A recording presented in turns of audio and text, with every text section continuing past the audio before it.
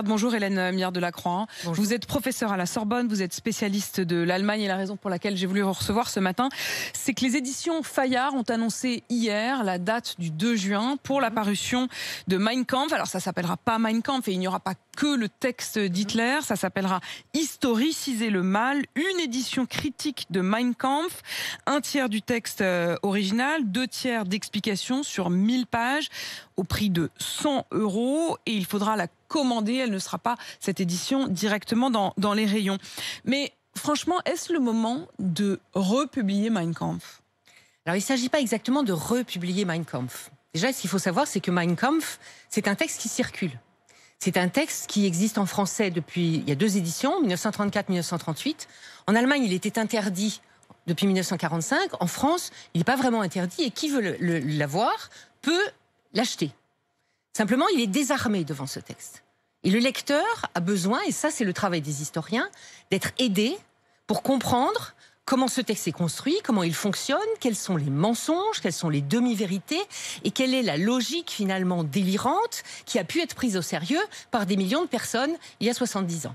Donc ce texte, c'est pas une réédition, c'est ce qu'on appelle une édition critique. Chez les historiens, une édition critique, ça ne veut pas dire qu'on critique, ça veut dire qu'on explique le texte, qu'on le démonte, qu'on l'encercle, et si j'ai bien compris, ça va être aussi la présentation du texte, va être encerclée, afin de, comme je le dis, démonter, démasquer et indiquer, là, attention, Hitler, le chiffre qu'il donne est faux. Là, quand il affirme cela, c'est un vol, il a repris cette phrase d'un autre illuminé qui... C'est une forme de fact-checking historique, quoi. C'est exactement ça, et c'est pourquoi, pour répondre à votre question, est-ce que c'est le moment ? C'est jamais le moment, si on estime que l'actualité immédiate n'est pas propice, c'est toujours le moment au sens où l'histoire est là pour aider à comprendre le temps présent.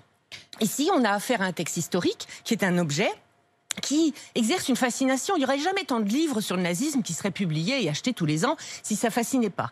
Donc, il faut aider au contraire les citoyens à comprendre et à comprendre aussi comment fonctionnent ces phénomènes de demi-vérité et d'hostilité en montrant du doigt tel groupe de population ou tel autre. Ce qui m'intéresse, Hélène Miard de Lacroix, c'est aussi ce que vous venez de dire. Vous avez dit il circule. Je voudrais qu'on puisse tout de suite donner la parole à Nicolas. Bonjour Nicolas. Oui, bonjour Apolline. Soyez le bienvenu. Ben oui, je vais très bien.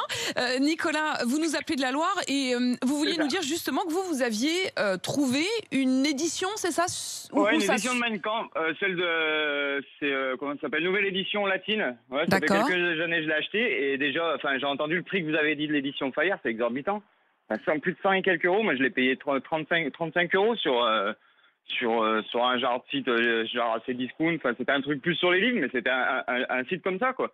Vous l'avez cherché vous l'avez acheté il est d'occasion, il est neuf? Ah non, il était neuf, ouais, c'est une réédition, il est juste traduit en français, en fait. Et là, pour le coup, c'est uniquement le texte, Nicolas, ou est-ce qu'il y a une critique historique? À la fin, il y a des explications. C'est pas vraiment, enfin, une critique, oui, mais au sens large, quoi. Mais le texte en lui-même, il est d'origine. Il a juste été traduit. Pourquoi vous avez été chercher ce texte, Nicolas? Parce que d'une, je suis passionné d'histoire de la Première et Seconde Guerre mondiale. Ouais. C'est vraiment un truc moi qui me passionne vraiment. Alors pas la guerre, hein, je suis pas 200% pour la guerre, mais voilà, c'est l'histoire de notre pays, donc ça m'intéresse beaucoup. Et de deux, c'est ce que je voulais dire, il y a quand même une autre approche à faire sur ce livre.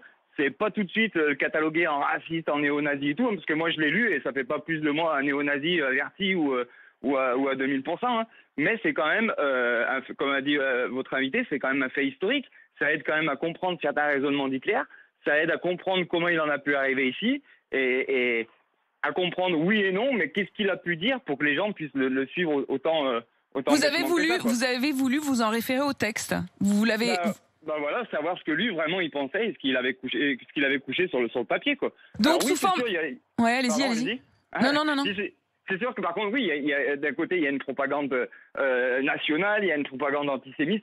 Ça ok, il n'y a pas de souci. Mais il parle quand même du début du parti qui est à la base un parti quelconque, mais un parti des travailleurs qui est pas pire que celui de Staline et tout. Après, il parle de ce que lui il a vécu pendant la Première Guerre mondiale, de l'affront qu'il qu'il a subi. Et on comprend un petit peu mieux du coup le fil de l'histoire.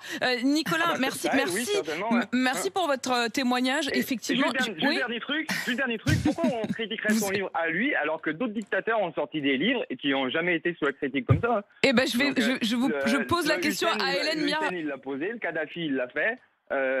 Staline l'a fait, il y a plein d'autres dictateurs et des pires. Mais Nicolas, c'est un des points intéressants, c'est aussi de savoir ce qu'on doit garder de l'histoire ou non. Merci d'avoir appelé le 32-16 et d'en avoir débattu avec nous.